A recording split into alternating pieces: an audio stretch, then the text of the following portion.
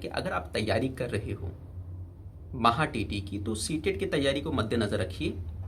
CTET का जो exam है वो दिसंबर में होगा, लेकिन क्या आपकी तैयारी इस तरह से कुछ है कि महा टीटी में खुदा ना खास्ता आपका नहीं निकलता है तो आप सीटेट के लिए काबिल हो या ना हो। देखिए, महा टीटी में पास होने का रेशो बहुत कम है, यानी 3.5% के आसपास कुछ पास होने का रेशो था पिछली बार। तो ये समझ लीजिए कि बहुत ज्यादा टाइम की जरूरत पड़ती है महा टीटी की तैयारी करने के लिए, और आपके पास मुश्किल से 60 दिन है।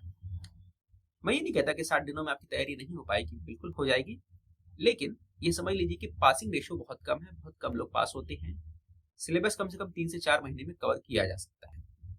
और आपको भी मालूम है कि आपकी मसरूफियात कितनी होती है, स्कूल के बाद ट्यूशन वगैरह ये सब है।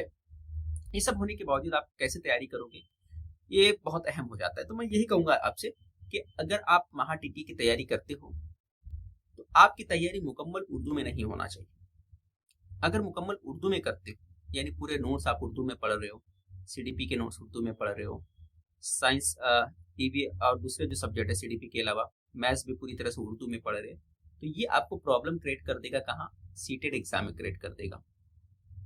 आपको इस तरह से पढ़ना है, यानी कि इंग्लिश के साथ साथ उर्दू के भी नोट्स पढ़ना है। ठीक है, अगर आपको इंग्लिश नहीं समझता तो ऐसा करना है, नहीं तो आपको इंग्लिश थोड़ा बहुत समझता है तो इंग्लिश पे ही पढ़िए।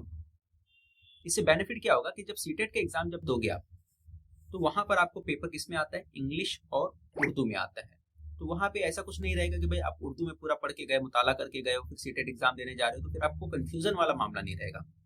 आपकी स्टडी बेहतर रही होगी और आप आसानी से जो भी कुछ आएगा वहां पे आपको समझेगा, यानी कि आपको डबल मेहनत नहीं करना पड़ेगा। तो आपको प्योरली पूरा उर्दू में पढ़ना नहीं है, आपको इंग्लिश के टर्म्स को पढ़ते हुए जाना है, उसको समझते हुए करना है।